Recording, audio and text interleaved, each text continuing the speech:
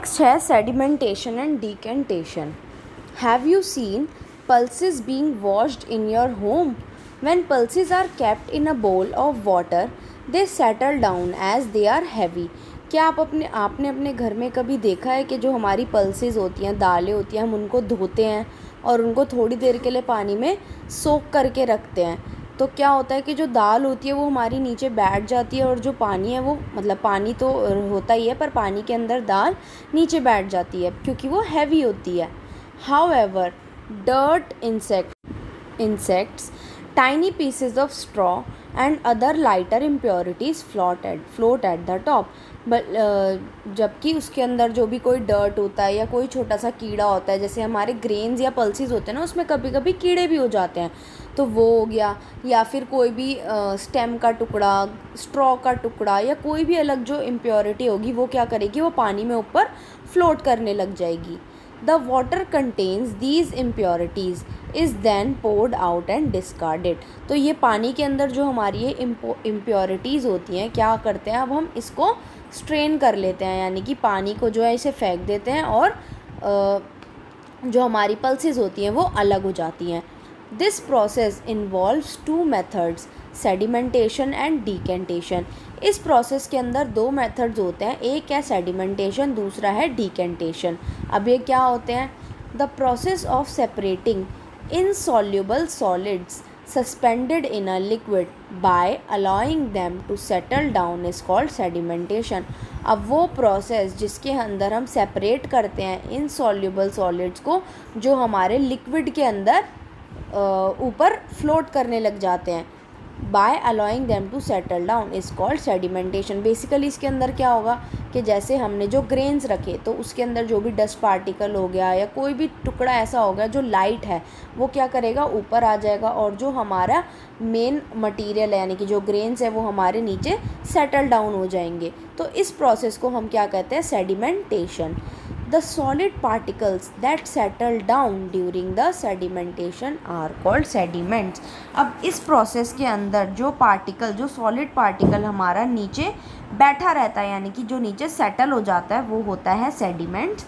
And the process of pouring out the clear upper liquid without disturbing the sediments is called decantation. अब क्या हुआ कि जब हमारा सेडिमेंट्स थे यानी कि जो पल्सेस थे वो हमारी सेटल डाउन थी, और जो हमारा लिक्विड था जिसके अंदर डस्ट पार्टिकल्स थे या अनवांटेड इम्प्योरिटीज़ थी, उसको हमने स्ट्रेन कर दिया, निकाल दिया, विदाउट डिस्टर्बिंग द सेडिमेंट्स, यानी कि इसमें नीचे से हमने पल्सेस को कुछ नहीं करा, बस ऊपर से वो पानी निकाल के अलग कर दिया. इस प्रोसेस को हम कहते हैं decantation. The liquid above the sediments is called a supernatant. और जो लिक्विड होता है हमारा सेडिमेंट्स के ऊपर यानी कि जो पानी अब रह जाता है इम्प्योरिटीज़ वाला, उसको हम सुपरनेटेंट कहते हैं. A mixture of sand and water can be separated by sedimentation and decantation. अब एक सैंड का और पानी का जो मिक्सचर है उसको हम अलग कर सकते हैं. कैसे? सेडिमेंटेशन एंड डिकेंटेशन के. जैसे कि सपोज़ आपने 1 ग्लास वाटर लिया और उसके अंदर आपने सैंड मिला दी. अब आप उसे थोड़ी देर के लिए रख दो, 10 मिनट्स के लिए रख दो, 5-10 मिनट्स के लिए, तो आप देखोगे कि जो सैंड है वो हमारा नीचे सेटल डाउन होना शुरू हो गया है.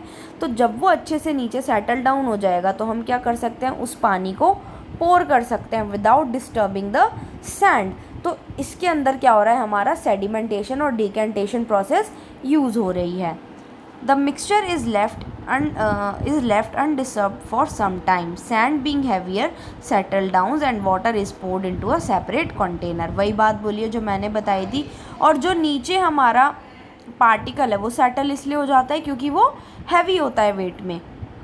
अब नेक्स्ट एक्टिविटी देखते हैं क्या बोली है इन्होंने. Activity aim to observe cleaning of rice by sedimentation and decantation. अब इसके अंदर हमें राइस को क्लीन करना है. कैसे? सेडिमेंटेशन और डिकेंटेशन की प्रोसेस से. अब देखते हैं कैसे होगा ये. मटेरियल्स रिक्वायर्ड क्या क्या हैं? A cup of rice and a bowl of water. एक चावल की कटोरी और एक पानी का कटोरा.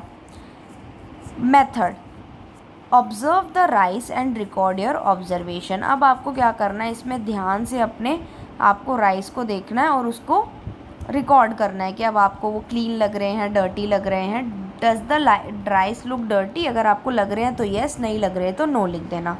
सेकंड है now mix the rice with the water in a bowl and allow it to stand for some time. अब आपको क्या करना है, जो आपने 1 बोल राइस लिया है उसको आपको पानी के अंदर मिला देना है और थोड़ी देर के लिए उसको छोड़ देना है। अब थर्ड आता है without disturbing the layer of rice decant the water. अब बिना नीचे चावलों को परेशान किए, यानी कि उनको बिना छेड़े आप ऊपर के पानी को निकाल दो, पोर कर दो। Observation, when the mixture is allowed to stand, most impurities come up and float near the surface whereas the rice settle down। अब हमने क्या ऑब्जर्व करा कि जब हमने मिक्सचर को थोड़ी देर के लिए रख दिया तो हमने देखा कि जो भी इम्प्योरिटीज़ हैं वो ऊपर आ चुकी हैं, पानी के ऊपर फ्लोट कर रही हैं, जबकि जो हमारा चावल है, जो राइस है, वो नीचे ही सेटल डाउन है बाउल में। On decanting the water we get cleaner rice. और जब हमने उस पानी को फेंक दिया तो हमने देखा कि हमारे जो चावल हैं वो साफ़ हो गए हैं। Conclusion, rice can be clean bye sedimentation and decantation. Conclusion हमारा क्या निकला कि हम चावलों को सेडिमेंटेशन और डिकेंटेशन से भी क्लीन कर सकते हैं। नेक्स्ट आती है प्रोसेस हमारी filtration. The process by which two substances, an insoluble solid and a liquid, are separated by passing the mixture through a filtering device is called filtration। अब filtration क्या होती है? वो प्रोसेस जिसके अंदर हम दो सब्सटेंसेस यानी कि एक insoluble solid और एक लिक्विड जिसको हम अलग करते हैं एक फिल्टरिंग डिवाइस के थ्रू पास करके, उसको हम कहते हैं फिल्ट्रेशन।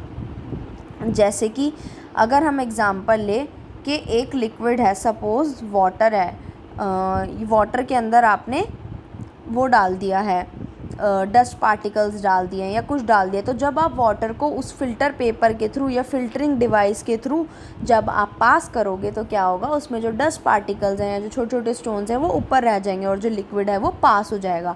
यूजुअली इसके अंदर हम फिल्टर पेपर यूज़ करते हैं। Filtration is commonly use in our homes. हमारे घर में बहुत कॉमन है कि हम फिल्ट्रेशन प्रोसेस यूज़ करते हैं।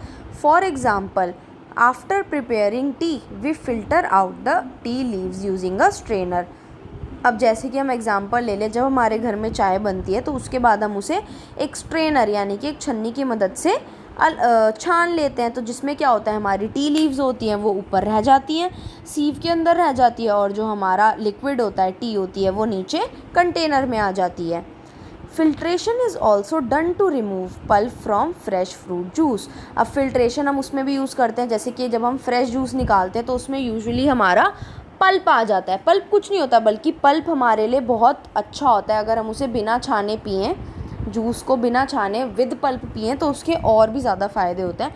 बट स्टिल अभी हम क्या देख रहे हैं कि अगर हम उस पल्प को स्ट्रेन कर दें तो क्या होगा कि जो पल्प होता है वो हमारा सीव में रह जाएगा और जो हमारा जूस है वो नीचे कंटेनर में आ जाएगा। वाटर में also contain solid impurities that can be removed by filtration. और वाटर के अंदर भी कुछ सॉलिड इम्प्योरिटीज़ हो सकती हैं जिसको हम फिल्ट्रेशन की मदद से रिमूव कर सकते हैं। During filtration the insoluble solid is retained in the filtering device whereas the liquid passes through it। अब फिल्ट्रेशन में क्या होगा, जो हमारा insoluble solid है यानी कि जो हमारा उस लिक्विड के अंदर डिज़ोल्व नहीं हो सकता है, वो हमारा ऊपर फिल्टरिंग डिवाइस में रह जाएगा और जो लिक्विड है वो उससे पास कर जाएगा।